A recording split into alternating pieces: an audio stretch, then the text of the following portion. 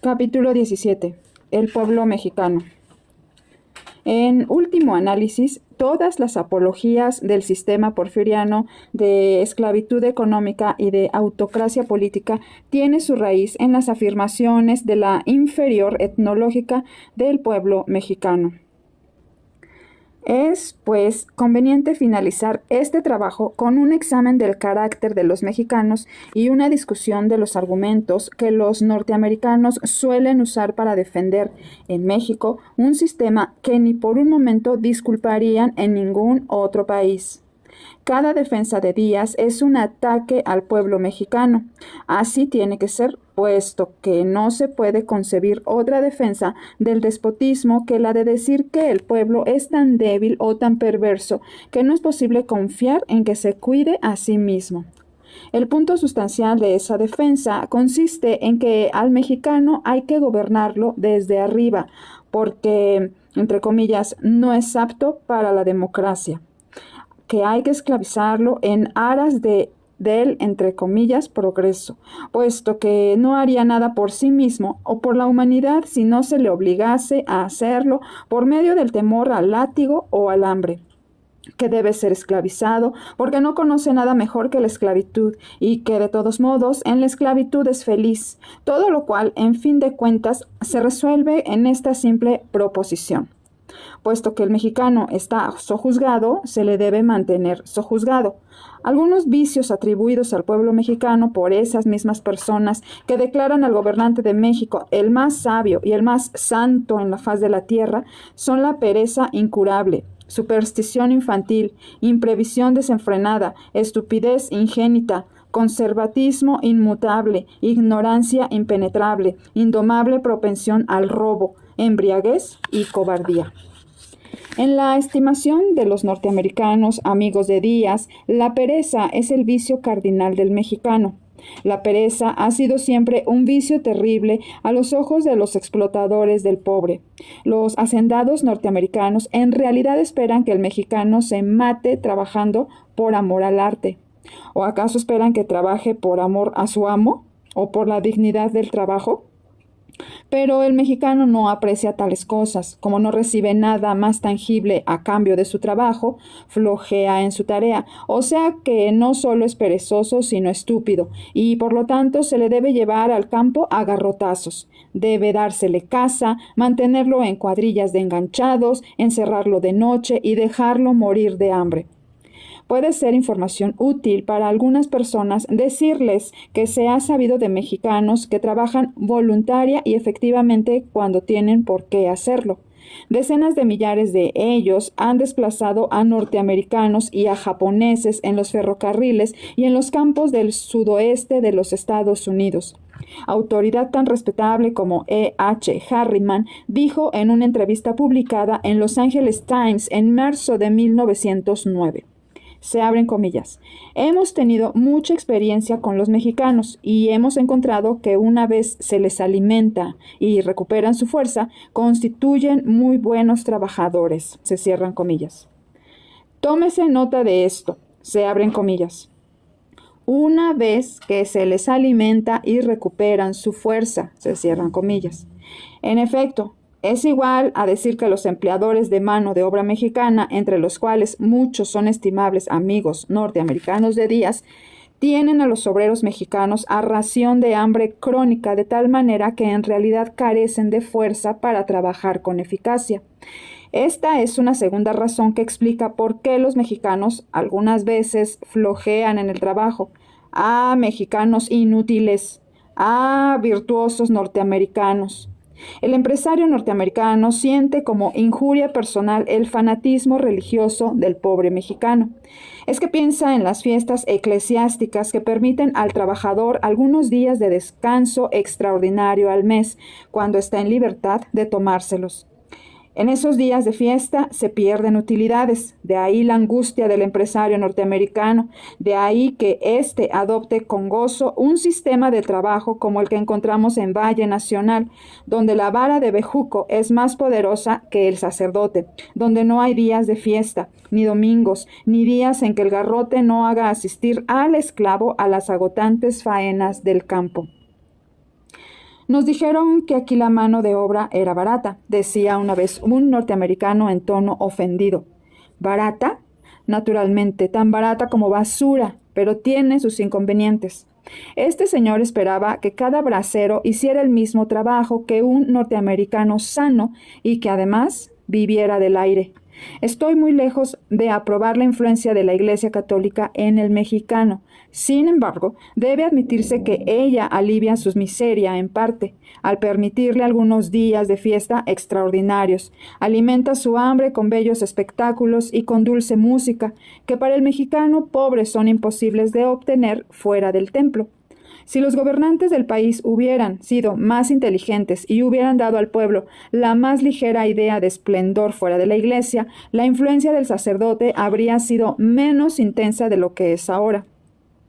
Esas fiestas que el empresario norteamericano considera como un pinchazo en sus costillas les son, sin embargo, útiles. Por lo menos les sirven de pretexto para pagar tan poco al jornalero, que en realidad es una extravagancia que éste se tome un día de descanso. Entre comillas, son tan imprevisores que necesito tenerlos muertos de hambre, porque de otro modo no trabajarían nada. Esto se oye decir continuamente a los norteamericanos, y como ilustración de ello se relatan muchos virtuosos cuentos. Imprevisor. Sí, el famélico mexicano es imprevisor.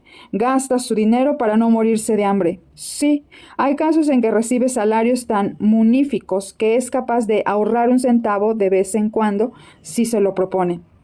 Y al proponérselo, descubre que la previsión no le produce nada, pues se encuentra que en el momento en que ha logrado reunir unos cuantos pesos, se convierte enseguida en la víctima de los voraces funcionarios inferiores en cuya jurisdicción cae. Si los amos de México quisieran que sus esclavos fueran previsores, deberían darles la oportunidad de ahorrar y después garantizarles que no les serían robados sus ahorros. Se acusa al mexicano pobre de ser un ladrón inveterado. La forma en que el obrero mexicano acepta dinero y trata después de escaparse, en vez de trabajar por el resto de su vida para liquidar su deuda, en verdad es suficiente para que se les llenen los ojos de lágrimas a los norteamericanos explotadores de enganchados. Los empresarios norteamericanos roban hasta la sangre viva del obrero y después esperan de éste la virtud de contenerse para no recuperar, mediante el robo, algo de lo que le han quitado. Si un peón mexicano ve alguna chuchería que le llama la atención, es muy probable que la robe, porque es la única forma que tiene de conseguirla. Se arriesga a que lo encarcelen por un artículo que vale unos centavos. ¿Cuántas veces los pagaría si deshacerse de esos pocos centavos no significara para él un día de hambre? Los hacendados norteamericanos secuestran trabajadores, los llevan por la fuerza a sus haciendas, los separan de sus familias, los encierran de noche, los azotan, los hacen pasar hambre mientras trabajan, los abandonan cuando están enfermos, no les pagan, los matan por fin y después levantan las manos horrorizados porque un pobre diablo roba una tortilla o una mazorca de maíz.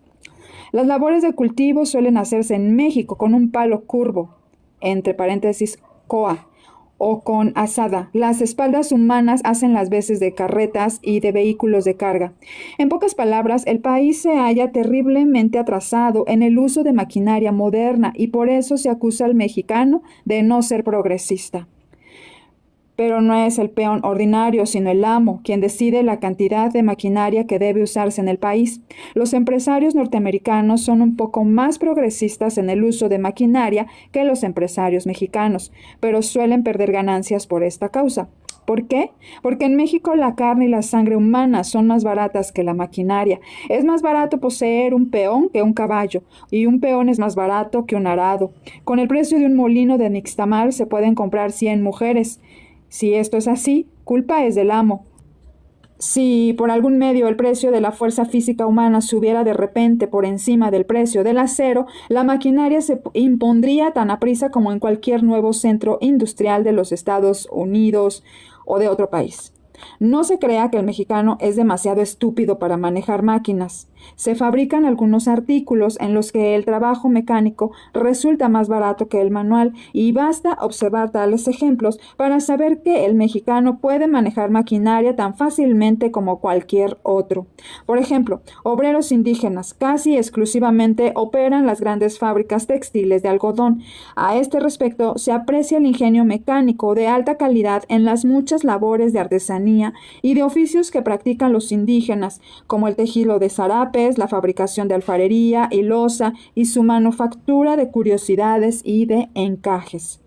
Se acusa al pueblo mexicano de ser ignorante, como si esto fuera un crimen. Se nos dice en términos laudatorios que Díaz ha establecido un sistema de escuelas públicas. Charles F. Loomis, en su libro sobre México, hace notar que es dudoso que haya en el país un solo pueblo de 100,000 de habitantes que no cuente con escuela pública gratuita. Es verdad, el pueblo mexicano es ignorante y hay pocas escuelas. Se puede apreciar si el señor Loomis es digno de crédito con las propias estadísticas del gobierno. En el año en que se publicó su libro, indicaban que solo el 16% de la población mexicana sabía leer y escribir. Es verdad que existen algunas escuelas públicas en las ciudades, pero casi ninguna hay en los distritos rurales. Aún en el supuesto de que existieran, ¿puede un niño hambriento aprender a leer y escribir? ¿Qué aliciente ofrece el estudio a un joven nacido para encargarse de pagar con trabajo la deuda de su padre y soportarla hasta el fin de sus días? Se dice que el mexicano es feliz, entre comillas, tan feliz como un peón. Es la expresión que se ha hecho corriente. ¿Puede ser feliz un hombre famélico? ¿Existe algún pueblo en la tierra o siquiera alguna bestia en el campo de tan rara naturaleza que prefiera el frío al calor y un estómago vacío mejor que lleno? ¿Dónde está el sabio que ha descubierto al pueblo que prefiera un horizonte cada vez más estrecho mejor que uno cada vez más amplio? Verdaderamente depravados serían los mexicanos si fueran felices. No creo que sean felices. Si algunos han afirmado lo contrario, han mentido a sabiendas. Otros han confundido la evasiva mirada de la arraigada desesperanza con la señal del contentamiento.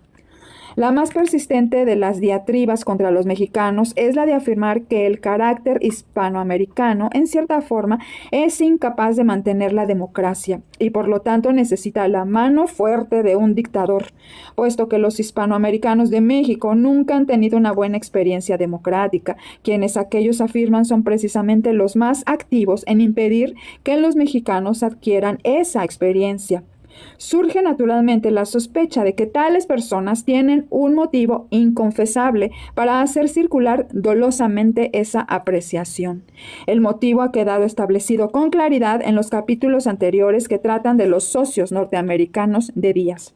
La verdad de toda la maledicencia contra los mexicanos como pueblo aparece muy clara. Es la defensa de una situación indefendible y de la que los defensores se aprovechan. Es una excusa. La excusa de la más horrible crueldad, una venda para la conciencia, una apología ante el mundo, una defensa contra el castigo eterno. La verdad es que el mexicano es un ser humano sujeto a las mismas leyes evolutivas del crecimiento que existen en el desarrollo de cualquier otro pueblo. La verdad es que si el mexicano no se halla a la altura de la norma que se fija para el más desarrollado tipo de europeo, es porque en su historia la influencia más decisiva ha sido la inhumana explotación, a la cual aún está sujeto bajo el presente régimen. Investiguemos en sus orígenes, veamos brevemente al mexicano como ser etnológico y comparemos sus capacidades y sus posibilidades con las del norteamericano, entre comillas, libre. Aunque casi todas las personas de educación un poco superior a la primaria aceptamos la teoría de la evolución como interpretación correcta de la vida en este planeta, no son tantos quienes tienen en cuenta esa verdad para apreciar a la gente que nos rodea. Nos aferramos, por el contrario, al viejo error de la existencia por creación especial que nos sirve de apoyo cuando queremos creer que algunos hombres han sido hechos de una arcilla superior, que algunos son por naturaleza mejores que otros y que tienen siempre que ser mejores. que algunos han sido designados y destinados a ocupar una posición de rango y privilegio especial entre sus semejantes. Se ha olvidado la verdad científica de que todos los hombres son tallos del mismo tronco, que intrínsecamente de una raza o pueblo no son mayores que las de cualquier otro. Las diferencias entre los hombres y las razas humanas no son innatas, sino que se deben a la acción de influencias externas, al suelo y al clima, a la temperatura y al régimen de lluvias, a lo que se pueden denominar los accidentes de la historia, los cuales, sin embargo, siguen de modo fatal la huella de esas influencias. Pero hay diferencias. En general, existen diferencias entre norteamericanos y mexicanos a la esclavitud y al gobierno de un déspota. ¿Qué es un mexicano? Suele aplicarse el término a los componentes de una raza mestiza, en parte indígena y en parte española, que predomina en la que los norteamericanos llaman República Hermana del Sur. Los indígenas puros que hace tiempo dejaron su estado primitivo se incluyen también en la misma categoría y parece que tienen derecho a ello. En el censo oficial de 1900 se dice que hay como un 43% de mestizos, un 38% de indígenas puros y un 19% de europeos o de indiscutible procedencia extranjera. En el anuario mexicano se cree que la proporción de mestizos ha aumentado mucho en los últimos 10 años, hasta llegar a ser hoy mayor de 50%. De este modo, el mexicano actual es o por completo español o por completo aborigen y con más frecuencia una mezcla de los dos. Se puede decir entonces que el carácter peculiar del mexicano es una combinación de los dos elementos. Tomemos primero el elemento español. ¿Cuáles son los atributos peculiares de la naturaleza del español? En España se encuentra mucho arte y mucha literatura, pero también mucha intolerancia religiosa y poca democracia. Es un pueblo versátil, pero de pasiones violentas y energía inconstante. En sus realizaciones modernas está a la cola de los países de Europa occidental. ¿Pero por qué? La respuesta es favorable a España. España se sacrificó para salvar a Europa. Situado el país en los límites meridionales, soportó el empuje de la invasión musulmana, contuvo las hordas bárbaras y salvó así la naciente civilización de Europa y su religión, el cristianismo. Mucho después de que el conflicto se había resuelto en interés de las otras naciones, España todavía estaba luchando. En esta lucha a muerte para conservar su existencia, era inevitable que el poder del Estado se hiciera cada vez más centralizado y despótico, que la Iglesia entrase en la más íntima unión con aquel y fuera menos escrupulosa en sus métodos para hacerse de poder, más sórdida en la obtención de beneficios, más dogmática en sus enseñanzas y más despiadadas para tratar a sus enemigos. Así se revela la primera causa de la situación de España como retrasada en el camino de la democracia y del sentimiento religioso. En cuanto al resto, puede decirse que mientras el magnífico escenario de su país ha contribuido a hacer al español supersticioso, también ha contribuido para hacer de él un artista. Que mientras la exuberancia de su suelo, al permitirle asegurar su manutención con relativamente poco trabajo, no le ha forzado a adquirir hábitos de laboriosidad, como los que se observan más al norte, ha contribuido a que cultive las artes de la música, de la pintura y del trato social. El calor del verano, al dificultar el trabajo pesado, ha contribuido también a esos mismos resultados. Desde luego, no es mi intención entrar en detalles sobre este problema, solo puntualizo algunos principios que se hallan en el fondo de las diversidades raciales, pues en general el examen detenido del pueblo español demostraría que nada hay en absoluto que indique que es especialmente incapaz e indigno de disfrutar las bendiciones de la democracia. Respecto al elemento aborigen, que es el más importante, puesto que sin duda predomina en la constitución del mexicano medio, especialmente el mexicano de las clases más pobres, el examen de su carácter particular resulta igualmente desfavorable. Los aztecas salieron hace mucho de los bosques, su ángulo facial es tan bueno como el de los europeos, en muchos sentidos aventajan a estos, mientras que sus caracteres inferiores pueden atribuirse a influencias peculiares externas, a su sino histórico o a ambas cosas. Debe admitirse que México no está bien favorecido para la generación de energía física y mental como una gran porción de los Estados Unidos. La masa de la población de la Tierra de Díaz vive en una meseta de 2 a 5 mil metros de altura, donde el aire es más fino. Por cada unidad de energía que se gasta, se impone mayor trabajo al corazón, lo mismo que al organismo humano en general. Los norteamericanos que residen en esa meseta se ven obligados a vivir un poco más despacio que en los Estados Unidos. Se enteran de que es mejor echar una siesta al mediodía, como lo hacen los mexicanos. Si persisten en mantener el mismo ritmo que acostumbran en su país, descubren que envejecen muy rápidamente, lo cual no es costeable. Si por otra parte deciden vivir en la zona tropical, encuentran que también allí, debido al mayor calor o al alto grado de humedad, no es conveniente trabajar tan aprisa como en los Estados Unidos. Si el trabajador mexicano medio tiene menor capacidad de trabajo que el norteamericano, se debe más que nada a tales razones y también por estar invariablemente medio muerto de hambre. Cuando el trabajador norteamericano se enfrenta con el mexicano en el terreno de este, con frecuencia resulta vencido. Pocos norteamericanos se dedican al trabajo físico, ya sea en la meseta o en los trópicos. No hay en ninguna parte quien pueda aventajar al mexicano en soportar cargas pesadas o en otras hazañas de resistencia. En los trópicos, si está bien alimentado, es superior a cualquiera. El negro norteamericano, el culi chino, el atlético yanqui del norte, todos han sido probados contra el nativo en los estados tropicales y a todos se les ha encontrado deficientes. Es indiscutible la inferioridad de la capacidad de trabajo de los hombres de ascendencia europea en las condiciones del trópico. Lo anterior basta para apreciar la capacidad de trabajo de los mexicanos, que en esta época tan extremadamente utilitaria se coloca muy alta entre las virtudes de un pueblo. Respecto a inteligencia, a pesar de que siempre fue costumbre de los conquistadores mantener a los indígenas aztecas en situaciones subordinadas, muchos de estos han logrado elevarse hasta la cima y probar que son tan capaces para las más altas funciones de la civilización como los mismos españoles. Los más brillantes poetas, artistas, escritores, músicos, hombres de ciencia, hombres militares y estadistas de la historia de México fueron o nativos puros o cruzados ligeramente con sangre española. En general, los mexicanos parecen tener más fuertes tendencias artísticas y literarias que los norteamericanos y menor inclinación hacia el comercio y la mecánica. La masa del pueblo es iletrada, pero eso no quiere decir que sea estúpida. Hay sin duda varios millones de norteamericanos que saben leer, pero que no leen con regularidad ni siquiera el periódico. Quizá no están mejor informados y con seguridad no piensan con mayor claridad que los peones que se transmiten las noticias del día de boca en boca durante los domingos y días de fiesta. Es absurdo sostener que esta gente sea analfabeta porque así lo prefiere, que sea pobre porque quiere serlo, que le guste más la suciedad que la limpieza. Entre comillas, ellos han elegido esa clase de vida, ¿por qué vamos a preocuparnos por sus dificultades? De todos modos, son perfectamente felices.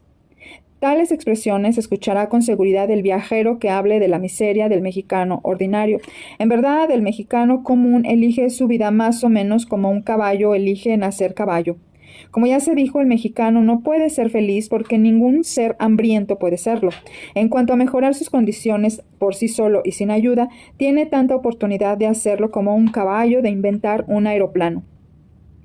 Tomad como ejemplo a un joven pobre en la Ciudad de México, donde existen las mejores oportunidades del país. Tomad a un trabajador mexicano típico. No sabe leer ni escribir porque probablemente nació en un distrito rural a 15 o 20 kilómetros de la escuela más próxima. Si acaso nació a la sombra de una escuela pública, tuvo que arañar la tierra desde que aprendió a andar a gatas para conseguir algo de comer. No tiene educación ni preparación especial de ninguna clase, porque no tuvo la oportunidad de adquirirla. Si no cuenta con alguna enseñanza especial, solo puede dedicarse a cargador. Es probable que a los 25 años este mexicano sea una ruina física por mala alimentación, por vivir a la intemperie y por exceso de trabajo. Pero en el supuesto de que sea uno de los pocos que conservan su vigor, ¿qué puede hacer? Seguir cargando bultos pesados. Eso es todo. Puede ganar acaso 50 centavos diarios en este trabajo y toda la fuerza de un Hércules no puede mejorar esa ganancia. Lo único que tiene es músculo y este en México es tan barato como el polvo. He visto a hombres, entre comillas, haciendo un esfuerzo. Los he visto trabajar hasta que sus ojos se vuelven vidriosos. Los he visto desarrollar tales energías que sus pechos se hinchaban y hundían con aspiraciones y expiraciones explosivas. Los vi llevar cargas tan pesadas que daban traspiés y caían en la calle. En muchos casos han muerto aplastados por el peso que llevaban encima. Dedican sus mejores esfuerzos a la única cosa que saben hacer. Nunca tuvieron oportunidad de aprender nada más. Mueren tan aprisa como los que hacen lo menos posible para vivir.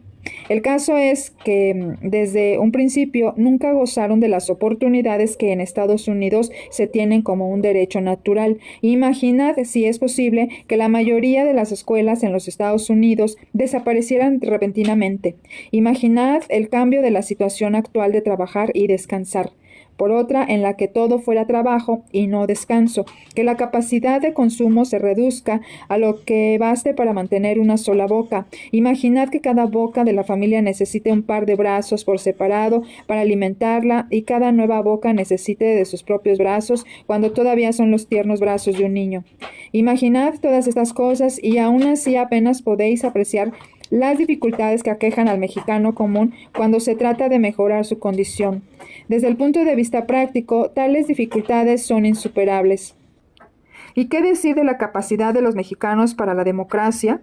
La afirmación de que la democracia no es compatible con, entre comillas, el carácter hispanoamericano parece basarse enteramente en el hecho de que una proporción muy grande de los países hispanoamericanos, aunque no todos ellos, todavía son gobernados por dictadores y que los cambios de gobierno ocurren solo por medio de revoluciones, en las cuales un dictador sustituye a otro. Este estado de cosas se produjo por la peculiar historia de esos países más que por el, entre comillas, carácter hispanoamericano. Gobernados por extranjeros, como las colonias, estos países acumularon suficiente valor y patriotismo para librarse del dominio exterior. Su lucha por la libertad fue larga y amarga. Además, como eran países pequeños, su existencia nacional se halló en peligro durante largos periodos después de su independencia. Por eso la carrera militar llegó a ser por necesidad la profesión dominante, y el militarismo y las dictaduras fueron la escuela natural. En la actualidad, los países hispanoamericanos están gobernados todavía por dictadores, debido al apoyo otorgado a estos por los gobiernos extranjeros que se oponen a los movimientos democráticos, incluso por la fuerza de las armas. Díaz no es solo el único dictador hispanoamericano apoyado por los Estados Unidos a requerimiento de Wall Street. Durante los últimos 5 años, varios de los más destacados dictadores centroamericanos han sido sostenidos por la sola imposición militar de los Estados Unidos. ¿Acaso México está preparado para la democracia? No necesita ser regido por un déspota algún tiempo más hasta que se le haya desarrollado cierta capacidad para la democracia. Repito esta absurda pregunta solo por ser tan común. La única respuesta razonable es la de Macaulay, que la capacidad para la democracia solo puede desarrollarse con la experiencia en los problemas de la democracia. México está tan preparado para ejercerla como cualquier otro país que no la haya practicado nunca. No hay oportunidad para que México disfrute completa democracia en estos momentos. Estas cosas solo viven de modo gradual y no hay menor peligro de que repentinamente viva con más democracia que la que le conviene. ¿Quién puede decir que México no debe obtener de modo inmediato siquiera un poco de democracia? La suficiente, digamos, para librar a su pueblo del pantano que representa la esclavitud y el peonaje. Con seguridad, México se encuentra muy atrás de los Estados Unidos en la marcha del progreso, muy atrás en las conquistas de la democracia, pero al juzgarlo, seamos justos y consideremos lo que la suerte histórica nos ha dado en comparación con lo que ha dado a los mexicanos. Nosotros, los norteamericanos, hemos sido afortunados al no haber estado dominados por España durante 300 años. Hemos sido afortunados al escapar de las garras de la Iglesia Católica y al no haberla tenido aferrada a nuestras gargantas desde nuestra infancia. Finalmente, hemos sido afortunados al no haber sido dominados en los momentos de debilidad que siguen a una guerra extranjera por uno de nuestros propios generales, quien bajo el disfraz de presidente de nuestra república, quieta y astutamente, con la astucia de un genio y la falta de escrúpulos de un asesino, construye una máquina represiva como ninguna otra nación moderna se ha visto obligada a destruir. Hemos sido bastante afortunados al escapar al reinado de algún Porfirio Díaz. Así, para donde quiera que miremos, volvemos finalmente al hecho de que la causa inmediata de todos los males, los defectos, los vicios de México está en el sistema de Díaz. México es un país maravilloso. La capacidad de su pueblo no admite duda. Una vez que se restaure su constitución republicana, será capaz de resolver todos sus problemas. ¿Acaso se diga que al oponerme al sistema de Díaz, me opongo a los intereses de los Estados Unidos? Pero si los intereses de Wall Street son los de Estados Unidos, me declaro culpable. Y si favorece a estos intereses el que una nación como México sea crucificada, me opongo a los intereses de los Estados Unidos. Pero no creo que esto sea así, por consideración a los intereses más altos de los Estados Unidos, por consideración a la humanidad, por consideración a los millones de mexicanos que realmente mueren de hambre en la actualidad. Yo creo que el sistema de Díaz debe ser destruido, abolido con rapidez. Cientos de cartas me han llegado de todo el mundo, en las que me preguntan qué se puede hacer para poner fin a la esclavitud de México. Una y otra vez se ha sugerido la intervención armada de potencias extranjeras, lo cual es tan innecesario como poco práctico.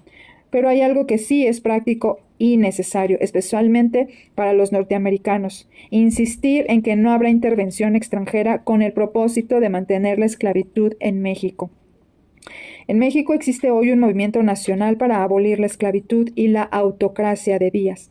Este movimiento es perfectamente capaz de resolver los problemas del país sin interferencia extranjera. Hasta ahora no ha tenido éxito, en parte por la ayuda que el gobierno de los Estados Unidos ha prestado a la persecución de algunos de sus dirigentes y en parte debido a la amenaza de Díaz, constantemente suspendida sobre el pueblo mexicano, de llamar al ejército norteamericano en su ayuda en caso de que haya una revolución grave contra él. Bajo el bárbaro gobierno mexicano actual, no hay esperanza de reformas, excepto por medio de la revolución armada. Esta revolución, en manos de los elementos más preparados y más progresistas, constituye una robusta probabilidad del futuro inmediato. Cuando la revolución estalle, se llevarán con rapidez tropas norteamericanas a la frontera, dispuestas a cruzarla en caso de que Díaz sea incapaz de contener la revolución por sí solo. Si el ejército norteamericano la cruza, no será de manera ostensible para proteger a Díaz, sino para proteger las propiedades y las vidas de los norteamericanos. Con este fin se harán circular deliberadamente falsas noticias de que ellos sufren ultrajes o de peligros para sus mujeres y sus niños, para excitar a la nación a que justifique el crimen de la invasión. Ese será el momento en que los norteamericanos honrados deberán hacer oír sus voces, deberán exponer en términos inequívocos la conspiración contra la democracia y pedir que de una vez para siempre el gobierno de los Estados Unidos deje de poner la máquina del Estado a la disposición del déspota para ayudar a aplastar el movimiento en favor de la esclavitud en México.